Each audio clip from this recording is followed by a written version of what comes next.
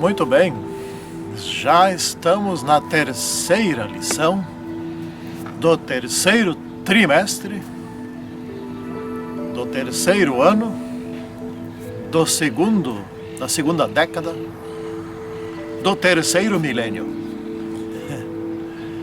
Então tá bom. Essa semana aqui nós estaremos estudando sobre a palavra, a base do revivamento, ou seja, a Bíblia.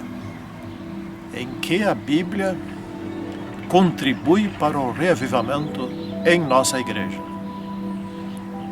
É óbvio que fora da Bíblia, fora do conhecimento bíblico, não há como ter revivamento, né?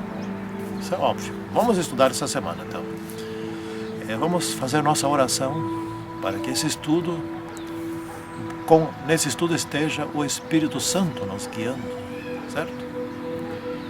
Santíssimo e poderoso Deus, queiras estar conosco através do Teu Espírito, guiando as nossas mentes e ensinando-nos a respeito da Tua Palavra e o revivamento. Pedimos isto em nome do Senhor Jesus Cristo.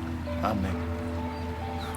Muito bem, então, a Bíblia é a base do revivamento, certo? É o que está aqui, nosso título geral. Isso quer dizer o seguinte: a Bíblia contém o conhecimento necessário para o revivamento.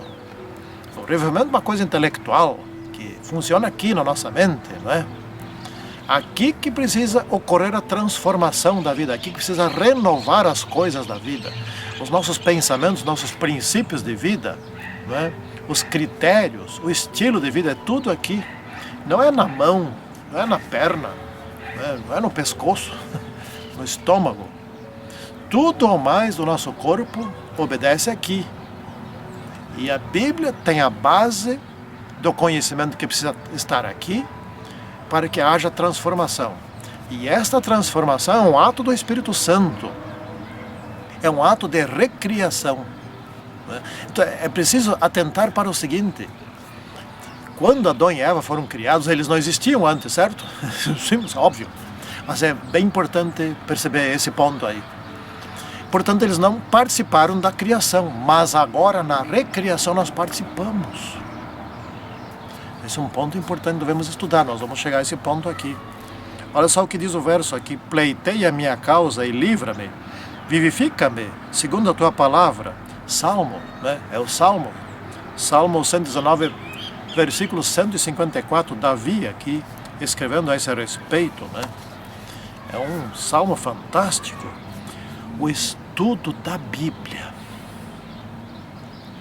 ele produz mudança na vida da pessoa. Obviamente, dependendo como é feito esse estudo. Se for feito o estudo da Bíblia para obter o PhD, um doutorado, etc., mas não se submetendo a esse estudo para que por meio dele o Espírito Santo transforme a vida, de nada aproveitou. A não ser que tenha conhecimento, um bom conhecimento. E vai perder a vida eterna com esse conhecimento com a Bíblia na mão. Isso vai acontecer muito. Enquanto que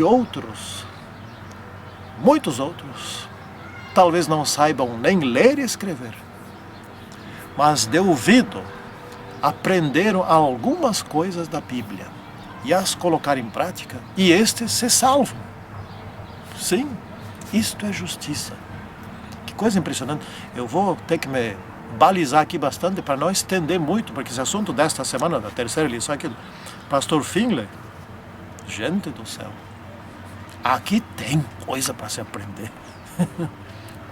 Então o foco dessa semana é o papel da Bíblia na transformação, no revivamento e transformação das pessoas, não é?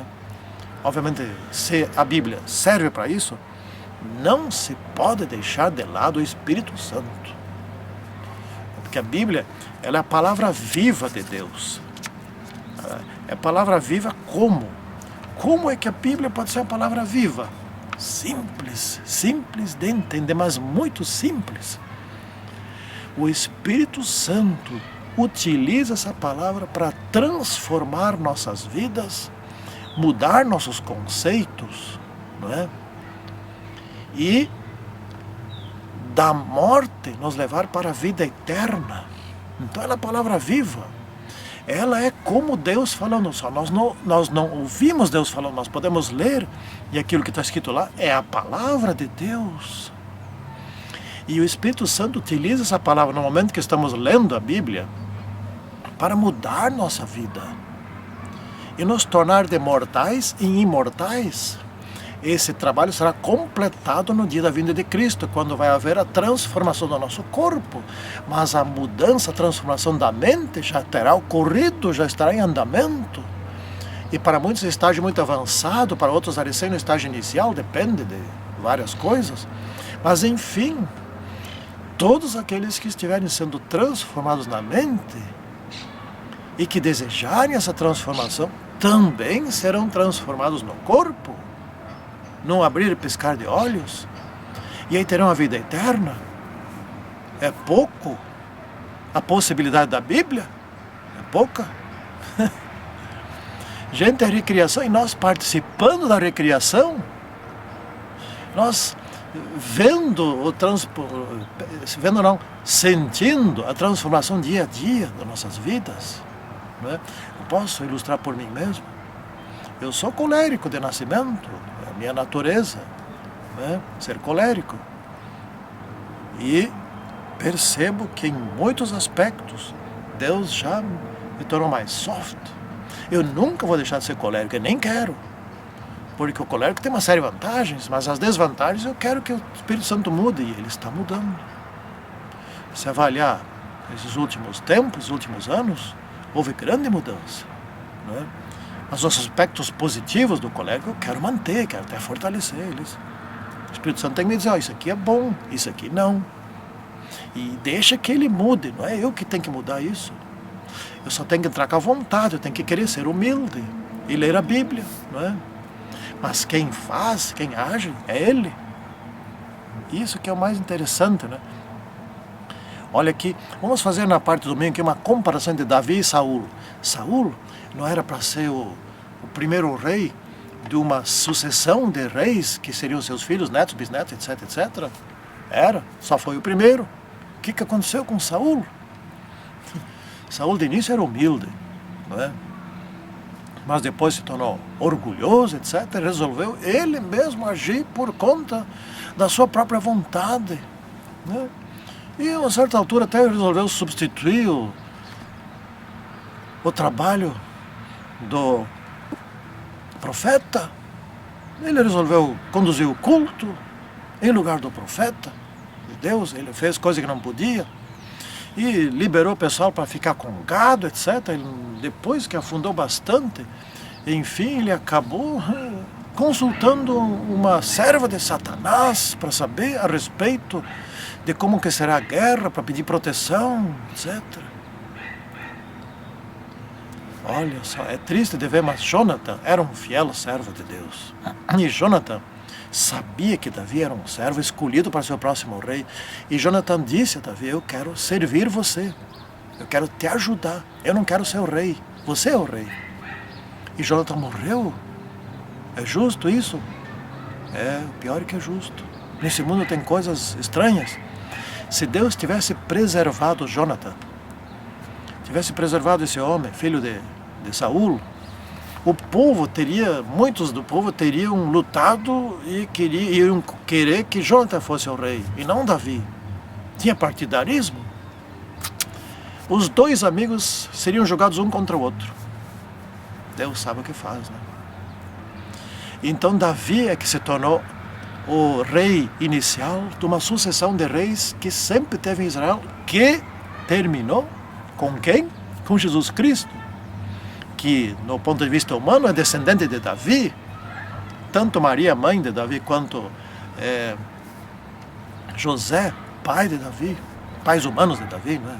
Por assim dizer, que Jesus tem pré-existência, né? São descendentes de Davi. Então, como humano, Jesus é descendente de Davi, Que privilégio! Mas por que assim? Porque Davi, muito embora tenha cometido muitos erros, sempre foi fiel. Não é? Esse é o grande ponto. Davi teve a maior experiência espiritual enquanto era fugitivo, enquanto estava entre as montanhas, enquanto tinha problemas, enquanto só tinha 600 homens lutando ao seu lado. Não é? Ali que ele teve a grande experiência, ali que ele sentiu o Deus ao seu lado.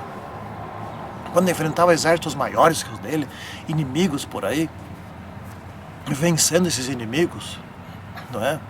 E nunca tendo uma derrota, ele sentia Deus ao seu lado. Deus protegendo ele dos inimigos pagãos, Deus protegendo ele do inimigo judeu, que era o próprio Saul, não é? Quantas vezes Davi escapou, só com 600 homens? Deus protegeu. Foi ali a grande experiência de Davi. Depois no palácio, Davi cometeu muitos erros bobos, né? Mas sempre se arrependeu. O homem segundo o coração de Deus, né? Porque sempre se arrependia. Isso é bonito de ver, né? Então o poder criativo da palavra. O que tem na Bíblia que nos recria tão facilmente, ou tão poderosamente, vamos dizer assim, facilmente não, poderosamente? Os princípios, os mesmos princípios que comandam o pensamento de Deus. O princípio dos princípios é o amor. E esse princípio dos princípios está na mente de Deus, é Deus. Deus é amor, Ele não tem amor, Ele é amor. E esse princípio está escrito no 4º mandamento, que diz simplesmente assim: reserve um tempo em 7 para deixar todas as coisas de lado e te dedicar a Deus. Porque assim, gente, como é que posso eu dizer para minha esposa eu te amo e nunca dedicar um tempo para ela? Como é que eu posso dizer a Deus eu te amo e nunca dedicar um tempo a Ele? Não é? Posso eu dizer a alguém, a minha filha, ou se tivesse uma filha pequena, dizer minha filha eu te amo, se eu não brinco com ela, se eu não dedico um tempo para ela? O tempo é a maior prova de amor. Quando eu largo tudo, deixo tudo de lado e me dedico exclusivamente. Esse é o sábado. Esse é um princípio bíblico. A Bíblia é composta de um conjunto de princípios a partir desse, que é o princípio principal. E esses princípios são postos em nossa mente pelo poder do Espírito Santo, por meio dos ensinamentos, enquanto estamos lendo. Por isso é importante que quando a gente for ler a Bíblia, a gente ore antes e ore depois também. Antes, pedindo para que nós aprendamos aquilo que devemos aprender e possamos descobrir, quem sabe naquele trecho, onde devemos mudar. E depois, quando descobrimos onde devemos mudar, pedindo o poder do Espírito Santo para que Ele nos mude. Não devemos pedir ao Espírito Santo, o Senhor, o Espírito Santo nos dê poder para que nós façamos a mudança. Não, devemos pedir ao Espírito Santo que nós sejamos humildes, dóceis, para que Ele faça a mudança. É mais fácil do que nós queremos fazer, não é? Neste sentido, a Bíblia é a palavra viva de Deus. Ela transforma por meio dos princípios. Na Bíblia tem muitos exemplos de princípios, quando foram obedecidos, que levaram as pessoas para grandes vitórias. Jó é um caso, Enoque, muitos outros, Elias, para mencionar alguns, não é? E também tem muitos exemplos do fracasso, do desastre, quando os princípios não eram seguidos. Saul é um caso, não é? Outro caso muito impressionante para mim é o de Judas, que vivia com Jesus 3 anos e meio e fracassou, porque não pôs em prática, não quis os princípios e não os pôs em prática, não se deixou ser transformado pelo próprio Jesus Cristo, que naquela época não era o Espírito Santo, era o próprio Jesus Cristo, que estava com eles. Puxa vida! Irmãos, vou falar um pouquinho aqui sobre o revivamento, o falso revivamento, não é? Tenho muito medo dessa questão, porque o falso revivamento anda por aí, muitas igrejas carismáticas, né, pentecostais, etc. Fazem milagres após milagres, se apresentam na televisão com muitos milagres, sinais e maravilhas. Mas eu estou preocupado mesmo com o falso revivamento dentro da nossa igreja. A senhora White fala que o falso revivamento dentro da nossa igreja é por meio da música. Ela diz claramente isso, não é? Se quiserem saber, leiam no comentário escrito. Aqui eu tenho pouco tempo. E ela diz que isso é um ato de Satanás, introduzir na igreja uma música barulhenta, de alto volume, ritmada, com tambores, etc. E parece que muitos de nós não estamos dando conta dos escritos da senhora White. Inclusive muitos ministros, isso dividiu a igreja, dividiu os ministros, dividiu os nossos administradores, dividiu os membros, dividiu os músicos, dividiu tudo dentro da igreja. Satanás está conseguindo muito. Ele tem poder, gente. Temos nos alertar, precisamos estudar. Aqui eu não posso aprofundar sobre esse assunto, mas alertar, estudem sobre a música, do que Ellen White escreveu sobre isso. É importante ver. É ali que está o falso avivamento dentro da igreja. E o mundanismo, então, não é? As estratégias de Satanás contra a igreja, para manter a igreja morna. Uma igreja morna não incomoda Satanás. E ele precisa da igreja morna. Precisa, porque sem a igreja, nem Babilônia subsiste. O mundo está sendo abençoado para que o povo de Deus consiga ter seu alimento, consiga pregar, consiga estudar, consiga fazer seu trabalho em todos os sentidos. E essas bênçãos respingam e sobram para o mundo. E Babilônia subsiste, porque a igreja ainda é morna. Mas uma igreja quente tira o povo de Deus de dentro de Babilônia, e Babilônia entra em colapso. Então Satanás vai se movimentar fortemente contra o reavivamento e a reforma na igreja, que já está em andamento.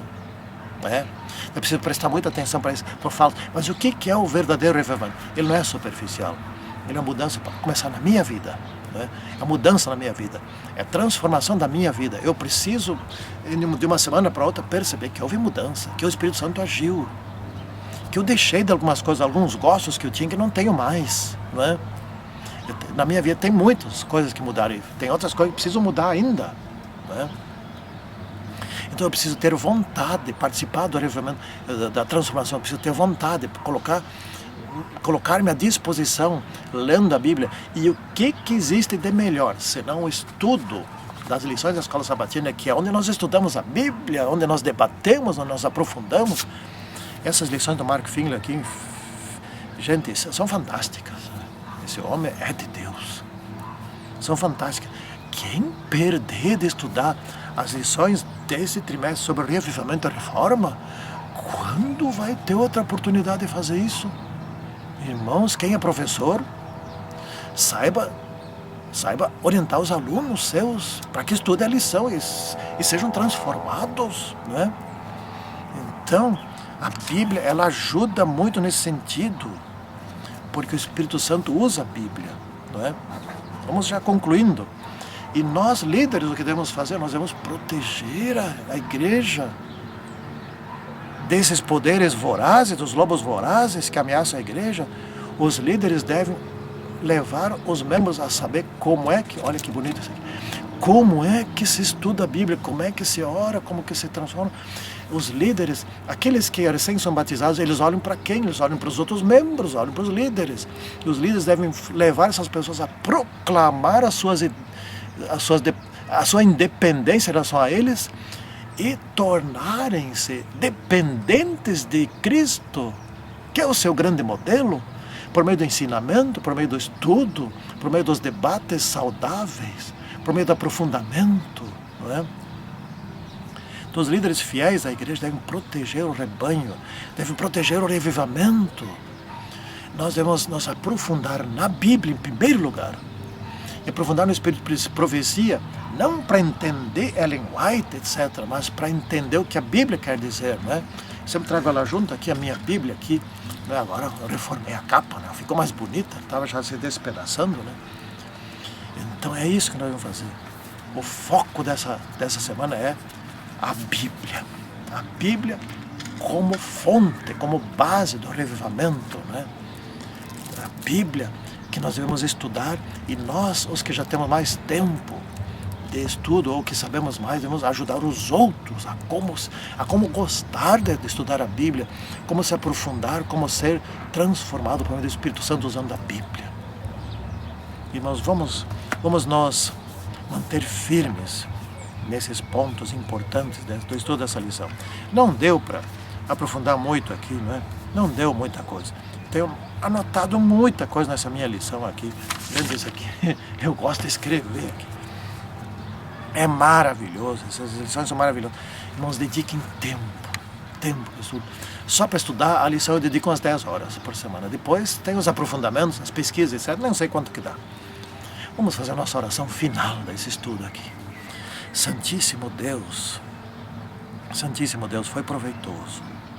Agora, sabemos de uma coisa muito importante, que por meio da palavra escrita, o poder de Deus, utilizando o Espírito Santo, nos transforma, tirando de nós as más inclinações e substituindo-as pelos princípios da verdade eterna. Ó Santíssimo Deus, que isso aconteça em nossa vida, que nós tenhamos vontade nesse sentido, que nós nos entreguemos a Deus para que Ele faça isso em nossa vida e nos dê fé, em nome do Senhor Jesus Cristo. Amém. Então tá bom.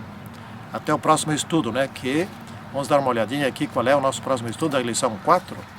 Testemunho e serviço, o fruto do revivamento. Agora vem as obras, né? Aqui já estou estudando. Próximo, daqui uma semana vamos fazer a gravação. Muito bem, tchau para vocês.